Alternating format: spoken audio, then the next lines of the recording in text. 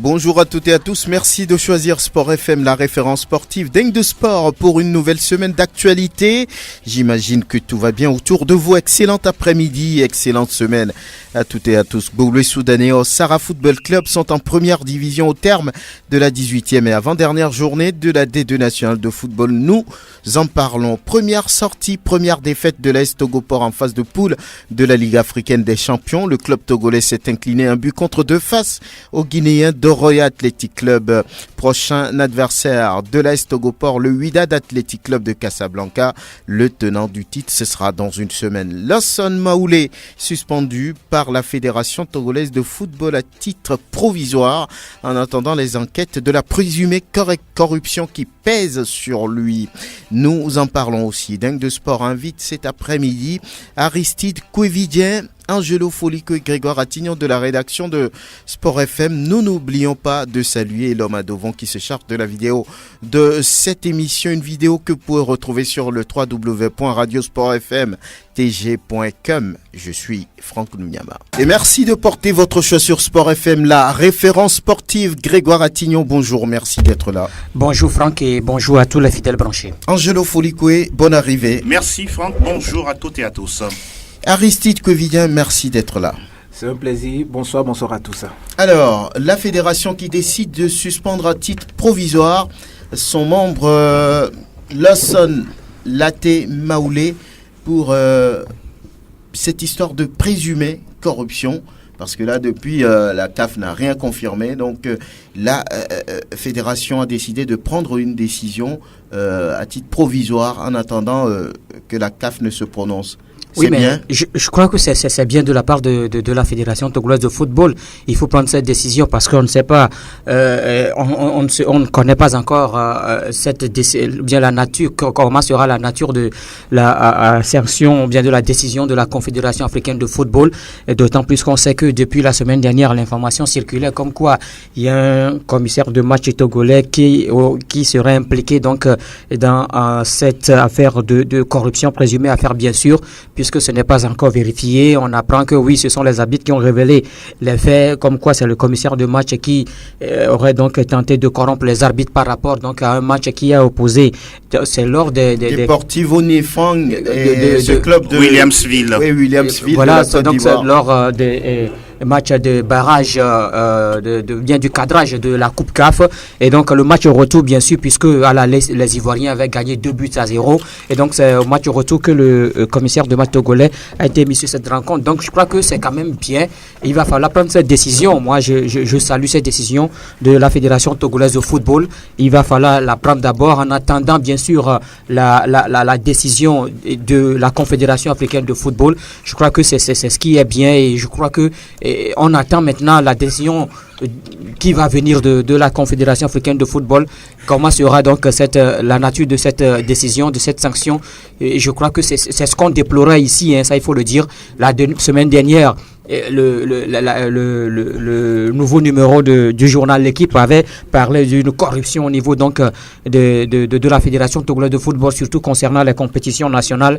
C'est ça, parce qu'on l'évoquait, on le disait que c'est ce qui se passe au niveau donc de cette Fédération togolaise de football, surtout au niveau donc des commissions, surtout au niveau des commissaires de match qui n'arrivent pas à rendre propre leur rapport, qui ne font pas des rapports fidèles. Et je crois qu'aujourd'hui on voit ce qui se passe.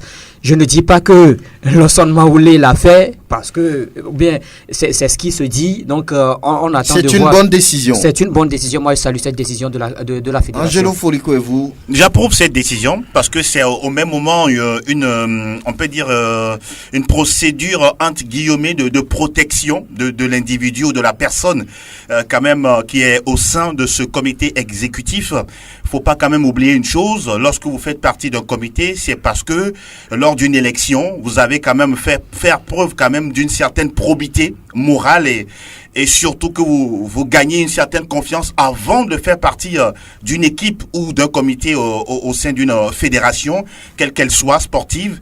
Mais là, quand une situation comme ça arrive, ça entache, on peut dire, l'image de toute une institution et de toutes ces personnes-là qui sont quand même autour de l'administration de ce football ou de ce sport. Je pense qu'en le faisant ainsi, ça va permettre déjà à la fédération aussi de poursuivre à elle ces enquêtes en attendant quand même le verdict de la CAF.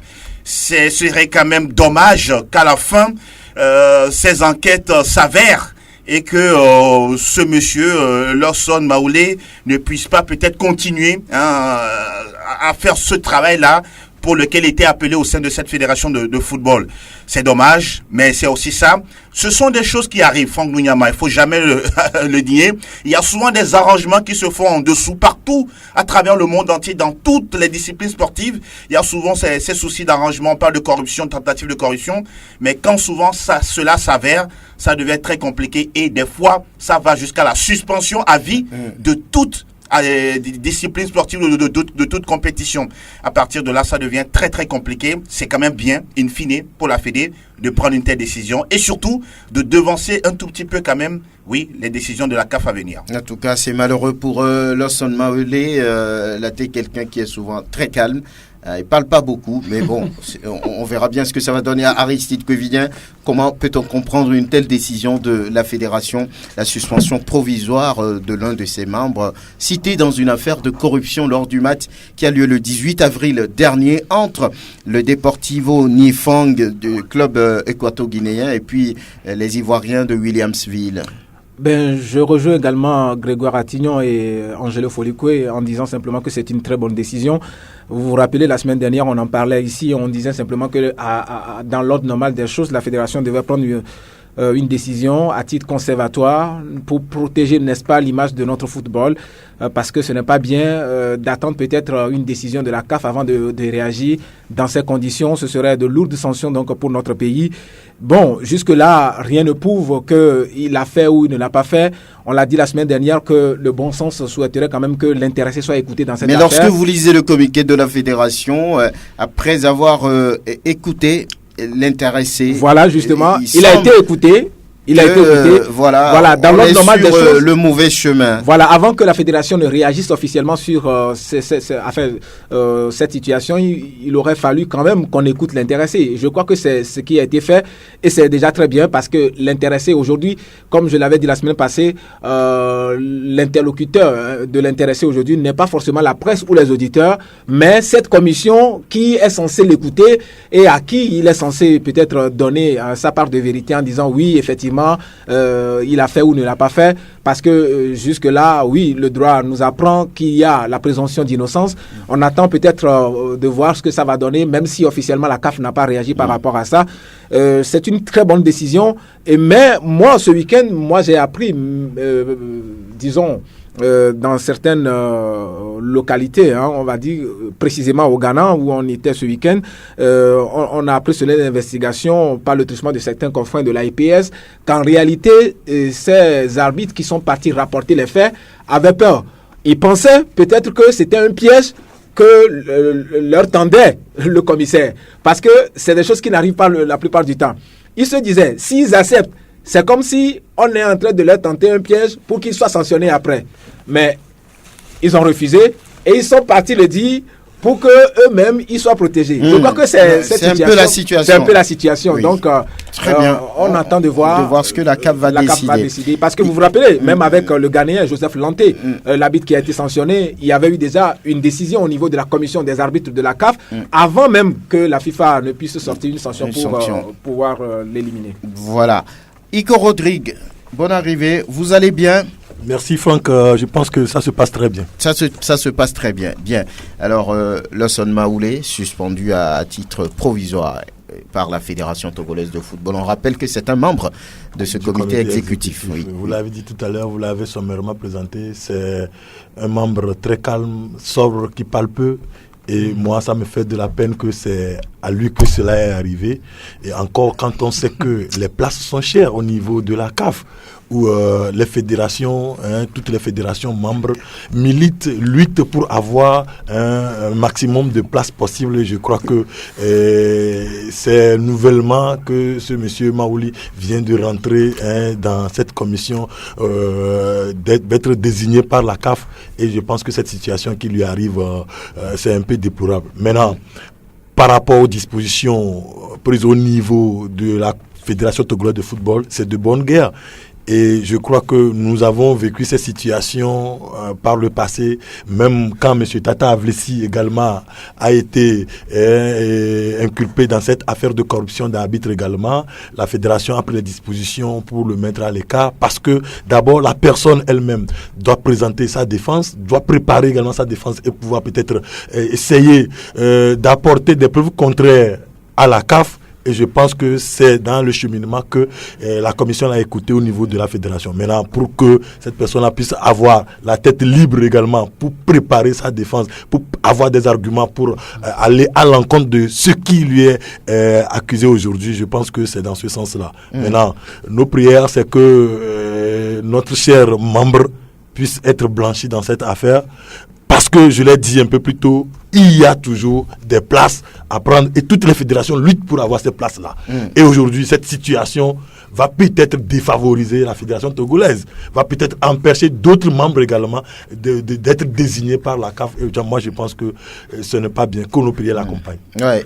Prosper, vous voulez réagir également? Oui. Ce n'est jamais bien d'être cité dans ces affaires de corruption. Ça ne fait pas bien d'être cité. Oui. D'autant plus qu'aujourd'hui, le président de la fédération fait partie même d'une commission de discipline, je crois, au niveau de la CAF. Cela valait la peine qu'il prenne vraiment le taureau par les cornes. Maintenant, vous savez, la corruption, elle est partout, on le dit. Ce n'est pas du tout, je dirais, moralement, ce n'est pas une bonne chose.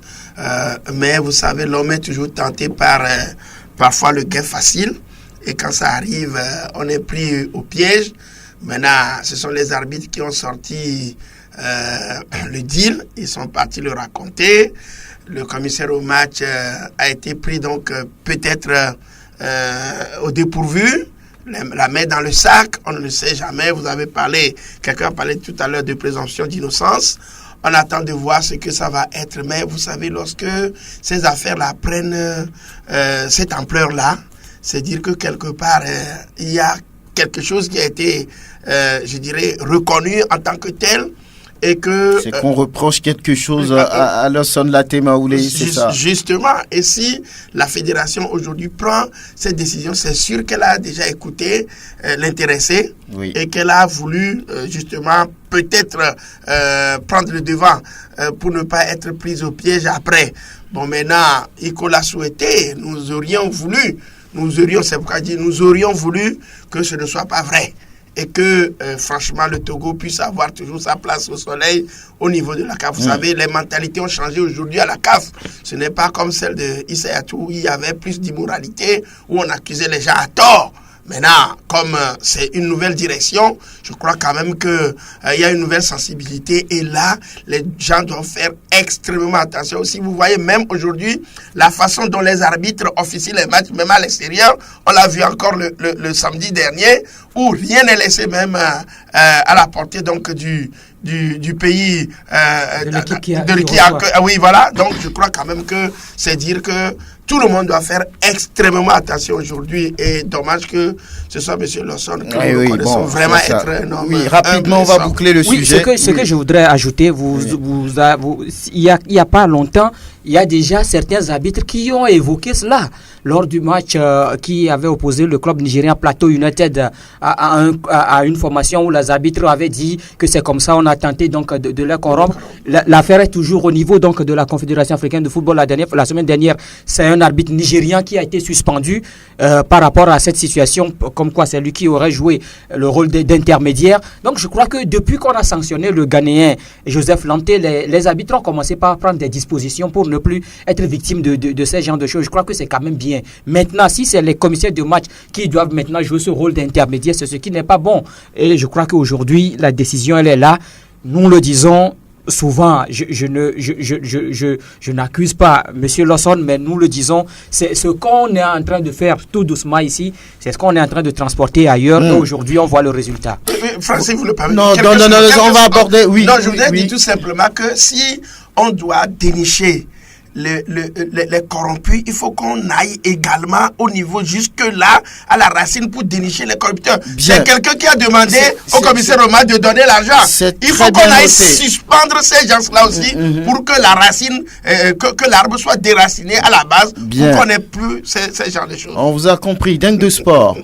Et Gbolessoul est en première division après près de 20 ans d'attente. C'était hier à l'issue du match contre Entendeux. Il fallait un match nul pour les Requins Mâles, alors que les Jaunes de Kodiovia-Kopé devaient gagner, mais ils n'ont pas pu le faire. C'est Gbolessoul qui a su gérer son match, un but partout à l'arrivée.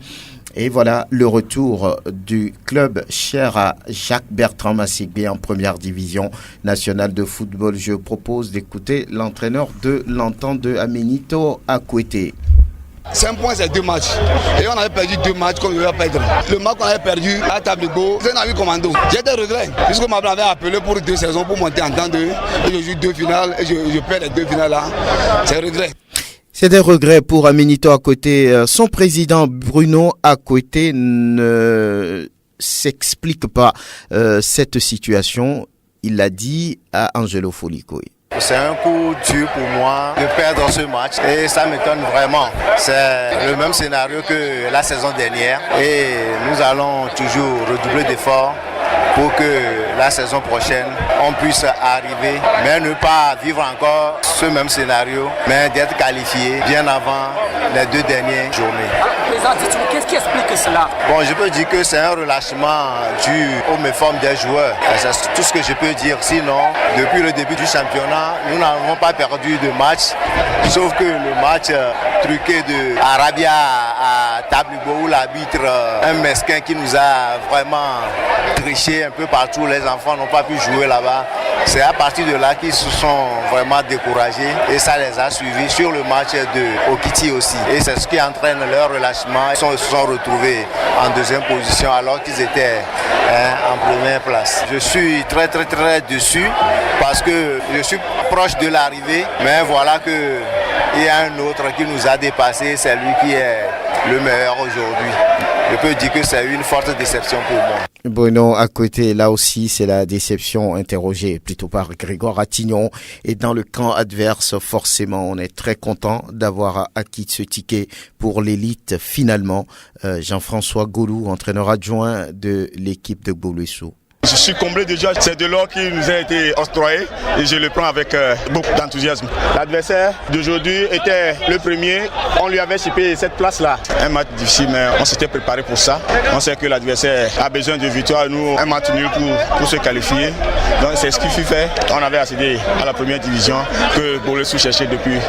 Voilà Jean-François Golou, entraîneur adjoint de Gbolessoul d'Anejo et Jacques-Bertrand Massigbe, le président, heureux naturellement après cette montée. Un sentiment de joie et je vous l'ai dit, quand j'avais pris Gbolessoul depuis 2008, mon objectif c'est la montée ou rien. Dieu faisant les choses, cette année j'ai monté Gbolessoul. Voilà, Jacques-Bertrand Massigbe, vous étiez au stade Angelo Folikoy.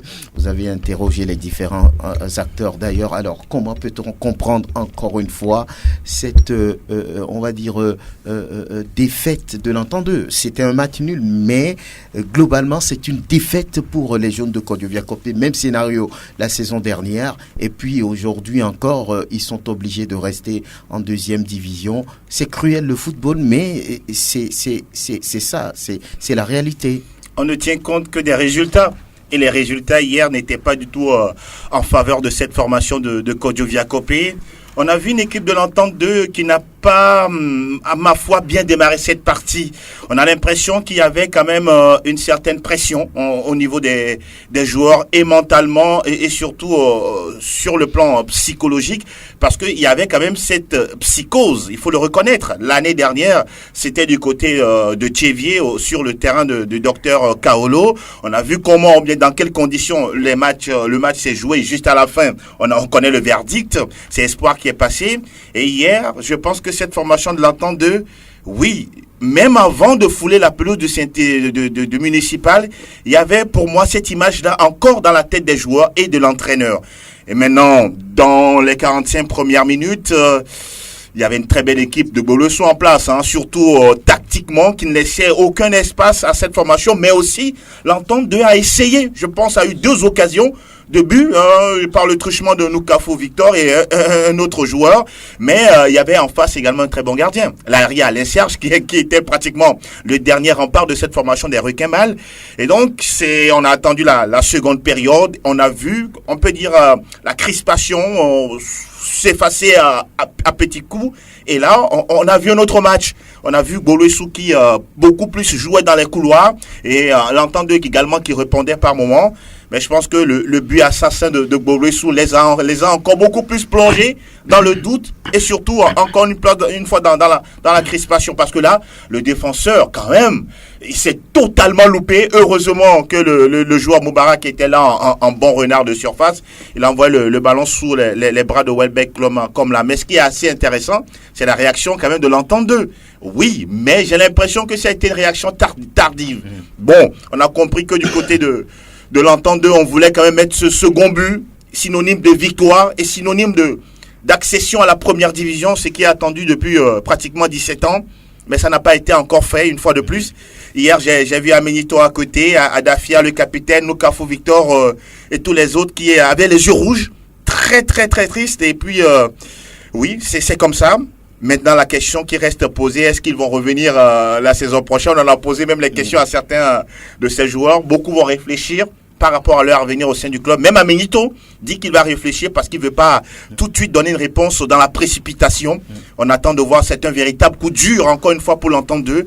Mais Gbolesso, oui, cette équipe, je pense que quand on voit dans le rétroviseur, c'est préparé pour arriver. Parce que c'est vrai, elle avait 5 points de retard par rapport à cette formation de l'Entente 2. Elle les a récupérés. Après, elle est passée devant l'Entente 2. Et hier, je pense que ça a été une forte volonté de la part des joueurs, du staff dirigeant, pour quand même arriver à arracher ce ticket. Bravo à Gbolesso.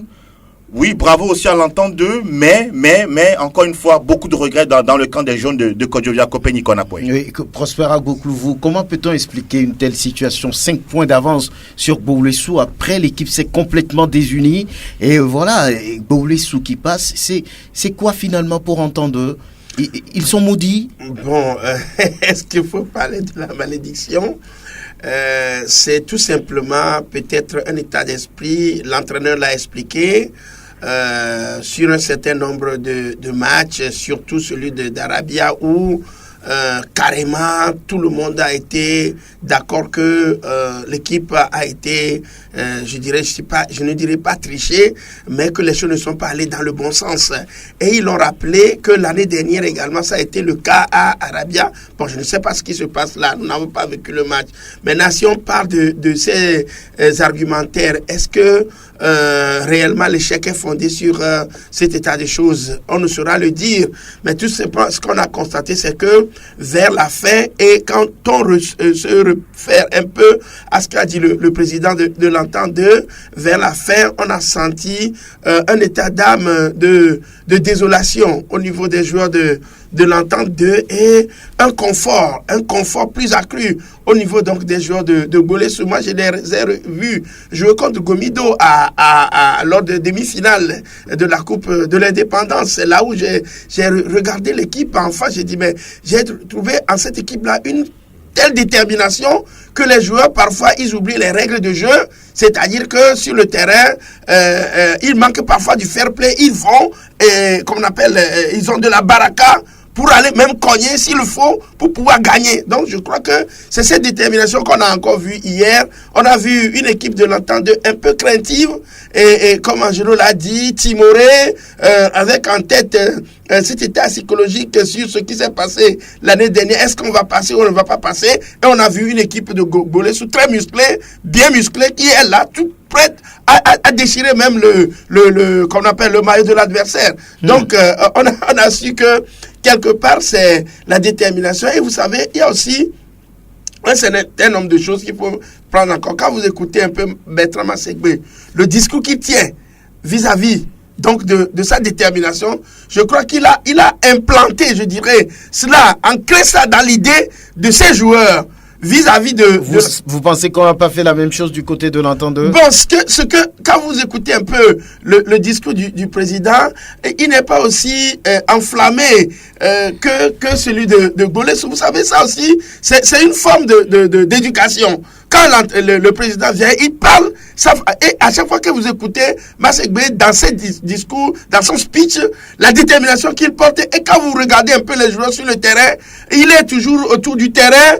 il foisonne avec les joueurs sur le terrain. Donc c'est ça qui a fait la différence. Donc je crois que c'est ça qui a... Mais je peux dire que il y a aussi un certain nombre de choses. Peut-être quand on reviendra sur les analyses du match, on en parlera. Bien, oui. Iko Rodrigue, c'est mérité pour les requins mâles de retour désormais en première division. Oui, c'est mérité. Tout le monde parle entente de la saison dernière, entente de cette saison. Mais rappelez-vous qu'il y a 4 saisons, c'était Gbolessouf qui échouait également à la porte de la première division. Donc ça veut dire que pour Masegbe et ses poulains, la préparation était depuis un moment échelonné d'échecs. Et aujourd'hui, la consécration, c'est la montée en première division. Donc je pense que c'est une préparation lointaine et aujourd'hui qui paye pour Gbolessouf. C'est vrai également que ça a été difficile. Et on le dit souvent, un championnat, c'est une course de fond. Il ne sert à rien de glaner les 3 points en première. De bien commencer de relâcher en fait de compétition. On a vu le cas, il faut dire, la saison dernière. Aujourd'hui, c'est Entente 2. C'est vrai, Entente 2, en début de saison, avait déjà affiché son intention, c'est de rééditer l'exploit de l'année dernière, mais cette fois-ci dépasser la porte de la finale et monter en première division. Quand vous prenez ces deux équipes, c'est des équipes qui ont quitté la première division il y a longtemps. Peut-être une année auparavant pour Gbolessouf et l'année suivante pour l'Entente 2. Donc aujourd'hui, la déception peut être d'un camp ou de l'autre. Imaginez que c'est l'Entente 2 qui passait. La déception serait du côté de Gbolessouf, et si c'est Gbolessouf comme aujourd'hui, donc la déception est du côté de l'Entente 2. Je comprends bien, mais les règles du football sont ainsi faites d'ailleurs. Il faut un seul passage et c'est une seule équipe qui doit passer. Je crois que hier ça a été pour Gbolessouf. Maintenant, pour Gbolessouf, c'est vrai, quelque part ce que Prosper dit, il y a eu plus de détermination que du côté de l'Entente 2. Qu'est-ce qui a été à la cause? On ne sait pas. Peut-être l'élimination de l'année dernière pour l'Entente 2. Mais pour moi, je peux dire que c'est inconcevable. Parce que dans la production de jeu même, en deuxième mi-temps, Entente 2 a carrément déjoué. Alors qu'il suffisait que Entente 2 garde sa cage vierge et marque un but. Alors, c'est la panique là d'ailleurs qui a amené cette erreur de la défense et qui a permis à Moubarak, très remuant dans l'attaque hier, il a donné de fil à retordre à l'axe de la défense. C'est l'un des meilleurs buteurs de cette compétition. À l'axe de l'Entente 2, qui doit redouter. D'ailleurs, même c'est des amis, ils se connaissent. L'axe là et l'attaquant la Moubarak, ils sont tous de Djidjoli, ils se connaissent bien, ils jouent ensemble. Mais hier, il les a fait beaucoup de mal.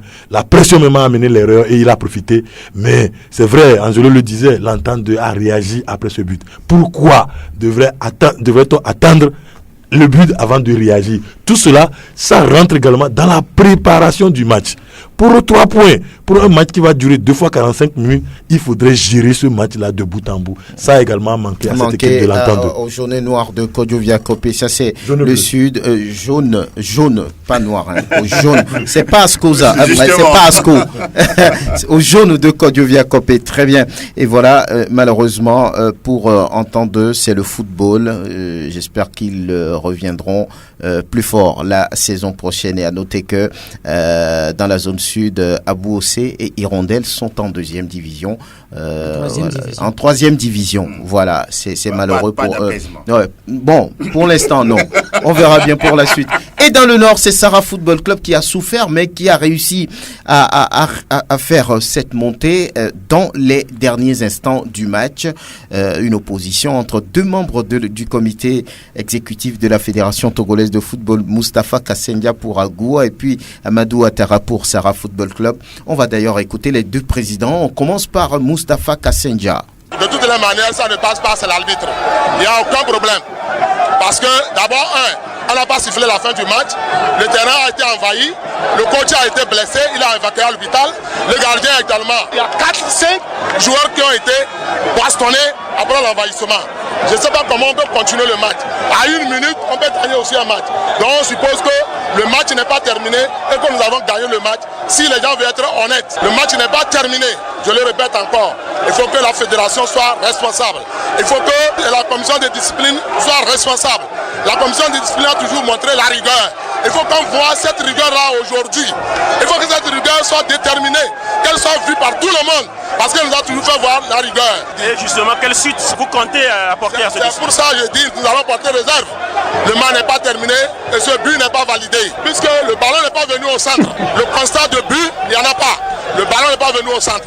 Voilà la frustration du président Moustapha Kassendia, très remonté en tout cas par rapport à ce qui s'est passé. Oui, membre de la fédération naturellement. Et en face, c'était Amadou Ouattara qui se réjouit en tout cas de cette montée en première division. Vraiment, je suis au ciel.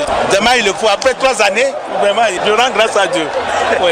L'accouchement n'a pas été facile. Ça n'a pas été facile. Égaliser à la 93e minute, mais ce n'est pas donné à tout le monde. C'est que Dieu est avec nous. Mais sur le terrain, est-ce que vous n'avez pas trop fait peur à votre préfecture, monsieur le président? C'est le football. Ben, les joueurs d'Agoua sont venus pour gagner. Et effectivement, ils ont prouvé, ils sont venus pour remporter ce match-là. Donc, comme mes joueurs aussi ont su contrecarrer, c'est ça qui a fait qu'ils ont pu égaliser. Il y avait eu trop de péripéties dans ce match-là, monsieur le président. Trop de péripéties. Il y a tellement d'enjeux, tellement que tous les joueurs même sont vraiment incités. Donc ça qui a fait qu'on parle d'autres. On est en Afrique. Le troisième pied, vous avez le troisième pied, ils ont considéré le troisième pied plus que le football. Et ça qui a fait qu'il y a eu un peu de bousculade sur le terrain. Agoua dit qu'il va porter réserve, que pour lui, ce match n'est pas terminé. En fait, Agoua conteste votre qualification, votre montée en première division. Ben, il ne peut pas homologuer ce match. Tous les officiels sont là. Ils ont accordé le but. Le but a été accordé. C'est ces joueurs qui ont fait semblant d'être blessés. Ils ont resté par terre. Donc, Matami peut porter réserve.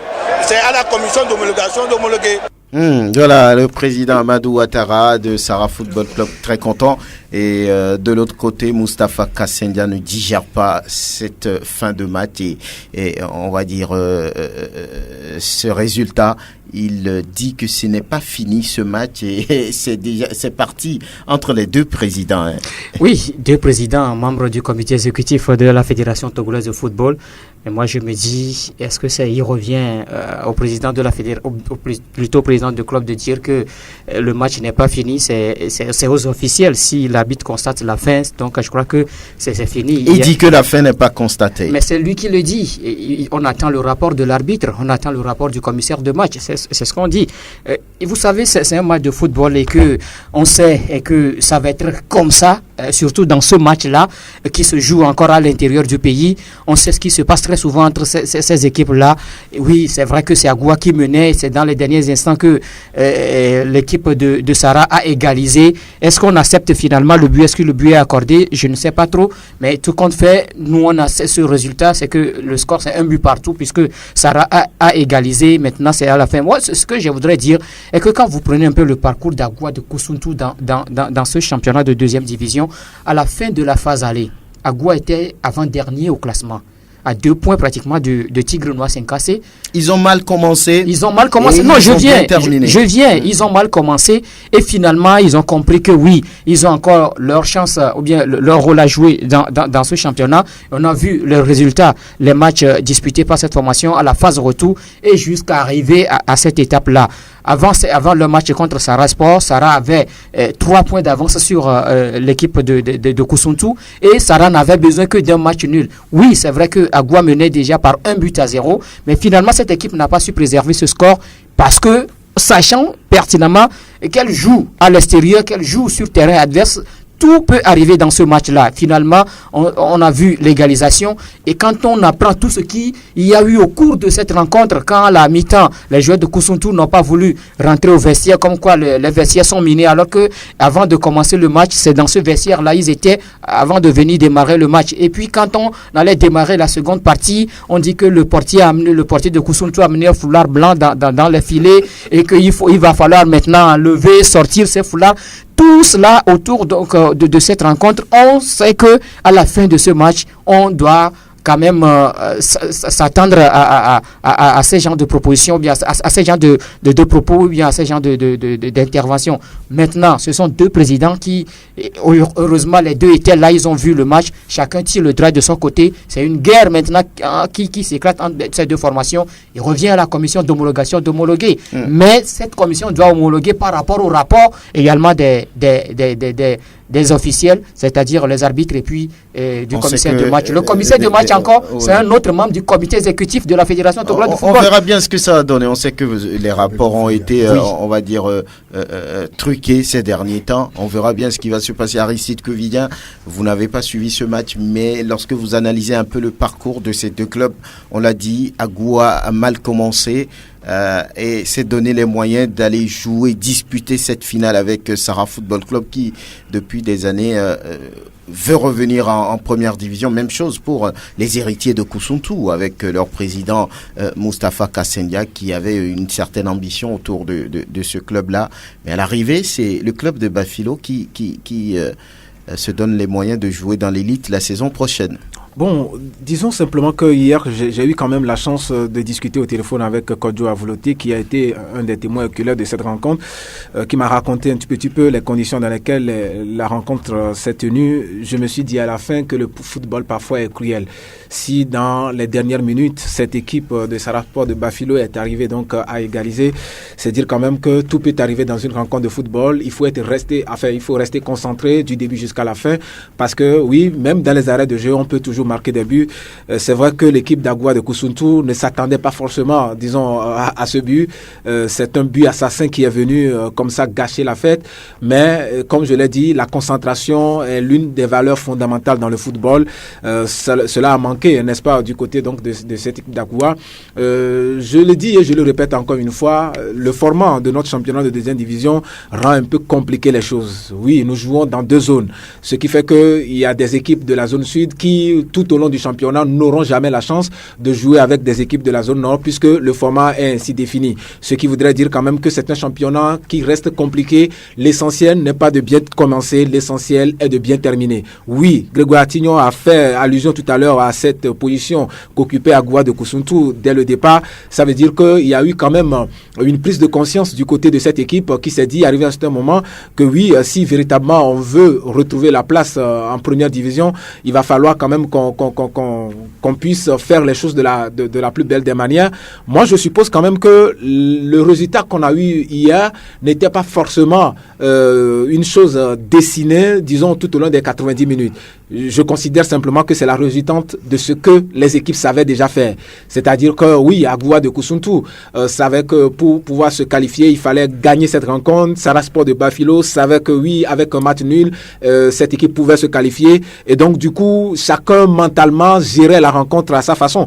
Donc moi je suppose quand même que c'est un regret pour Agoua de Koussountou, mais on peut tirer un trait là-dessus et se dire si on est arrivé jusqu'à à cette étape de la compétition et on a échappé de peu cette qualification, on peut également avoir la chance la saison prochaine de pouvoir peut-être se retrouver en première division. Ce n'est pas facile. Oui, ce n'est pas facile. Surtout que surtout que quand vous prenez Agoua, ce n'est pas le même effectif d'Agoua qu'on a connu il y a de cela quelques années. Quand vous prenez Sarasport de Bafilo, il en est de même pour cette équipe de Gbowossou ou encore d'Entente 2. Vous savez, la vérité d'aujourd'hui n'est pas forcément la vérité qu'on aura demain. Avec les mêmes joueurs, les joueurs qui vont quitter, d'autres. Je crois que ce sera assez compliqué pour cette équipe d'Agoua, surtout que, oui, il y a... Je ne sais pas si au niveau Pourquoi dites-vous ça? Si elle venait en première division, c'est ce que vous voulez dire? Oui, si elle venait en première division, ça serait... Comment vous pouvez prédire ça? Non, ce n'est pas une prédiction, mais je le dis parce que, compte tenu du parcours de cette équipe, ça peut être difficile au début. Mais si véritablement cette équipe arrive à faire un bon recrutement, on peut. Mais avec l'effectif qu'a Agoua aujourd'hui, moi je pense quand même honnêtement, en tant qu'observateur, je ne suis pas supporter d'aucune de ces deux équipes. Honnêtement, j'estime que si véritablement l'une des deux équipes devait passer, oui, Sarah Sport avait véritablement les moyens, mais Dame Chance n'a pas été du côté également de cette équipe parce qu'on a parlé d'une histoire de troisième pied. Vous savez, on verra bien. Est-ce que tout cela a joué? Personne ne peut bien évidemment confirmer tout ça, mais il semble que Agoua a dominé tout le match selon le reporter de Radio Sport FM, le correspondant. C'est pour ça que je parlais du football qui est parfois cruel, parce que c'est un but assassin qui est venu gâcher la fête pour Agoua de Kousouta. Tant que l'arbitre n'a pas sifflé le match, tu peux jouer le match. Voilà, et surtout qu'il faut gagner le match. Par rapport à cette situation, quand on nous dit que le but n'est pas accordé, ben écoutez, la loi est vraiment claire là-dessus. Un but est considéré comme marqué lorsque le ballon a franchi entièrement la ligne de but entre les montants et sous la batte transversale et sous réserve qu'aucune infraction n'a été commise. Il dit dans que ces conditions n'a pas le but est accordé, oui ou non, c'est ça la question. C'est vrai que l'arbitre n'a pas indiqué le rond central, mais c'est parce qu'il y a eu envahissement du stade. C'est pourquoi. Voilà, sous réserve qu'aucune infraction n'a été commise. Aucune infraction n'a été commise, l'arbitre accorde le but. On attend pas bien de voir tout ça. Tout le monde a les yeux rouges, surtout ceux qui n'ont pas eu cette chance de monter en première division. Ça fait toujours très mal lorsqu'on voit un peu le bout du tunnel et on est obligé de retourner derrière pour encore apprendre. Ça fait très mal. C'est pourquoi. Nous parlons de l'AS Togoport qui a joué son premier match en phase de poule de la Ligue africaine des champions. Match perdu, vous le savez, face au Royal Athletic Club la dernière fois. 1 but contre 2. Tout de suite, la réaction d'Aivi Ekwevi. Je crois que c'est la maturité de mon équipe, la jeunesse de mon équipe, puisque je dirais qu'ils ne sont pas habitués à de telles compétitions. Nous avons joué 6 matchs dans la cour des grands. C'est maintenant que nous sommes en train d'apprendre. C'est la maturité. Vous avez vu le déplacement des Guinéens. On sent en eux la maturité, le haut niveau. Nous apprêtons à rentrer dans le football de haut niveau. À chaque fois que vous terminez un match, il y a des enseignements que vous tirez. Et de ces enseignements, je crois que là, vous fabriquez, vous construisez le futur. On prendra le temps de corriger ces petites lacunes et prochainement essayer d'avoir un niveau plus élevé. Je dirais tout court que mon banc n'était pas riche. À l'heure actuelle, au sein de mon groupe, je ne crois pas avoir des joueurs d'expérience. Mes changements étaient limités. Je ne m'avoue non plus vaincu. Orea est venu gagner. Qu'est-ce qui prouve que nous n'allons pas gagner contre le WAC de Casablanca? Tout est possible en football. Aivi Ekwevi, après le match contre Royal Athletic Club, et on va dire, on va pouvoir vous proposer également une réaction d'après-match d'un confrère. Il s'agit de Steven Lavon d'Africa Top Sport. C'est l'apprentissage qui débute comme ça, sur l'ensemble de la partie. Il y a eu une première période où l'équipe togolaise était complètement absente. Il n'y avait pas d'agressivité, il n'y avait aucune envie du tout. Ils laissaient les Guinéens manier le ballon comme ils voulaient. Ils avaient la possession et on était même heureux d'aller à la pause avec juste un but. Et puis vous avez vu un autre visage en seconde période, notamment en début de seconde période où cette équipe a poussé, a obtenu l'égalisation. Ils ont eu un temps fort où ils auraient pu ajouter un autre but, mais ils ont manqué dans la finition. Et puis vous avez vu qu'il y a eu, on va dire peut-être un fait de jeu, ce vent-là, il y a eu le moment de déconcentration sur le corner et puis un second but. Bon, dans l'ensemble, on va dire ce qu'on espérait, c'est bien évidemment confirmé. Royal est supérieur à cette équipe de l'Est Togoport. Royal a montré sur le terrain, ils ont été bien conquérants dans tous les duels agressifs. Et puis l'Est Togoport a manqué d'envie, d'agressivité par moment et puis de concentration aussi. C'est une première qui, on peut dire, encourageante parce qu'ils perdent seulement un but contre 2. C'est vrai à domicile, mais il y a eu de bonnes choses, il y a eu aussi de mauvaises. Il faudra continuer à travailler. Le prochain match c'est dans 10 jours. Ça veut dire qu'il n'y a pas beaucoup de temps. On va chez le champion en titre, ce sera très très compliqué, mais on va voir ce que ça va donner. Oui, le prochain match contre le Wydad Athletic Club de Casablanca. Angelo Folico, quelle lecture faites-vous de ce premier faux pas du représentant togolais en Champions League CAF? L'AS Togoport, pour moi, n'a pas été ridicule. Même si dans l'ensemble du match, cette équipe a déjà prouvé mieux que ça. Face à l'AS Léopard de Dolisie, face à Al Hilal, que ce soit en aller ou en retour, oui, il a manqué quand même de l'agressivité. J'ai l'impression que cette équipe, à un moment donné, en début de partie, n'était pas du tout motivée. On les a sentis comme sur une cour de récréation. on s'est pas dit tout de suite qu'on était en train de jouer quand même un match de phase de poule de la Ligue africaine des champions, mais heureusement qu'après quelques minutes, voire 15-20 minutes, ils ont commencé à trouver un peu leur aise, mais aussi, oui, je vais pas doiter trop de joueurs, mais le capitaine, à un moment donné, depuis le début de la partie, n'était pas du tout dans le match. Il a été... pour moi, en dessous de la moyenne, ce que je n'ai pas vraiment compris. Novon Efoué, censé être dans le milieu de terrain, distribuer les ballons juste et alimenter quand même Houndé Kisimbo et puis Seonou, il n'y arrivait pas du tout. Il perdait tellement de ballons. Mais ça se comprend aussi parce que il faut le reconnaître.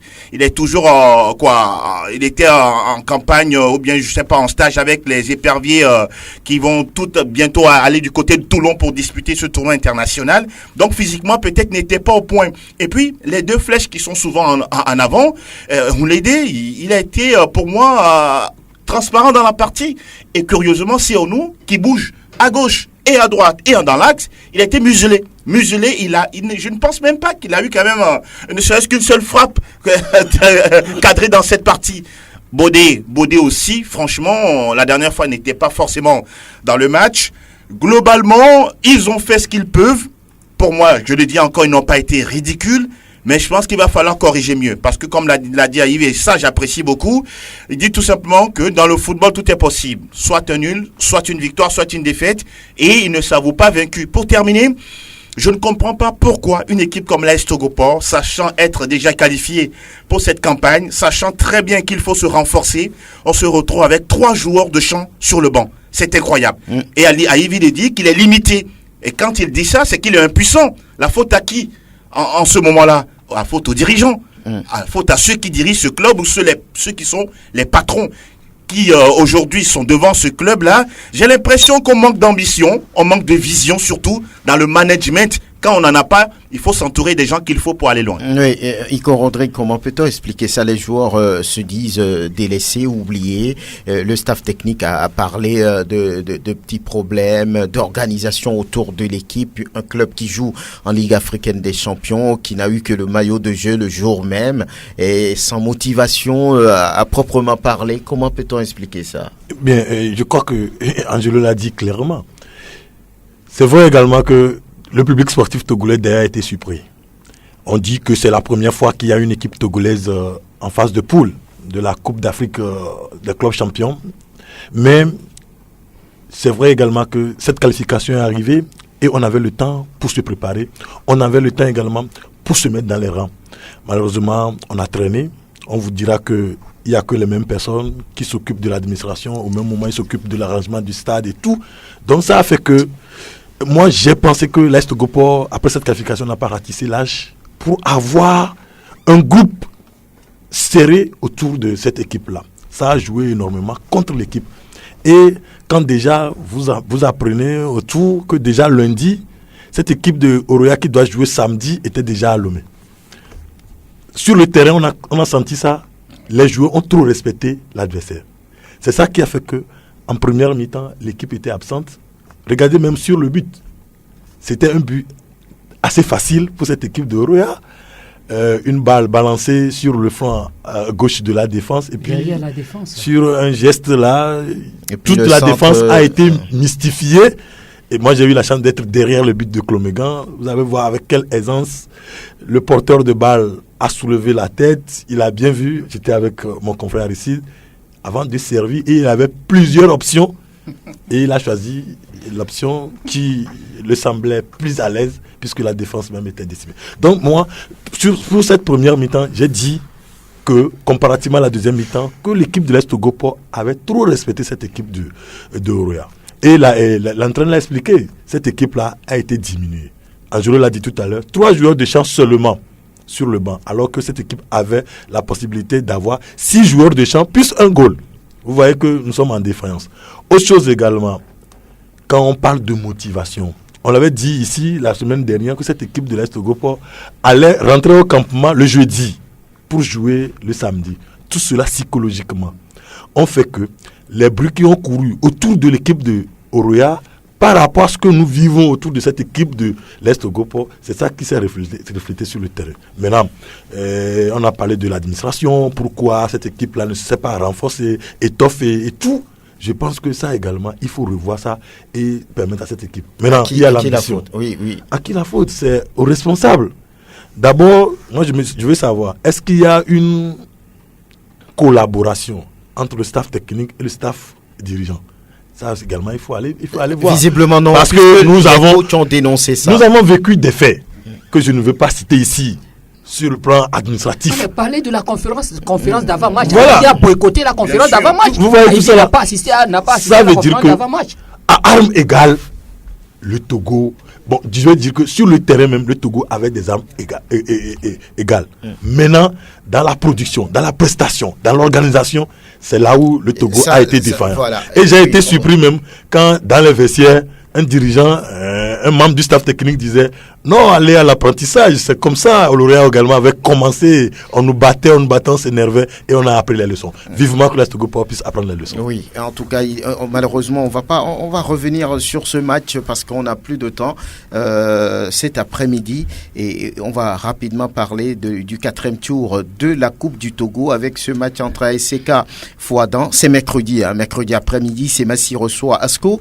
Gomido joue contre Maranatha à Palimé. Dito, Tchaoudou Athletic Club au stade de la Jeunesse Club d'Ago. Et puis l'AS Togoport justement qui va jouer contre Espoir au stade municipal de Lomé. Est-ce que ce match est maintenu? On verra bien si le programme est sorti. C'est que le match est maintenu puisque le week-end prochain ou bien en début de semaine, l'AS Togoport doit jouer son deuxième match contre le Wydad Athletic Club de Casablanca. Aujourd'hui, c'est le 7. Ça veut dire que ça fait mardi. Oui, mardi sur prochain. Oui. Voilà. Merci Grégoire Attignon. Merci Prosper Agboklou. Merci Angelo Folico. Aristide Couvidien. Merci Co Rodrigue. Merci Eloma Devon pour la vidéo de cette émission. Une vidéo que vous pourrez retrouver sur le www.radiosportfm.tg.com. Merci Anas. À demain.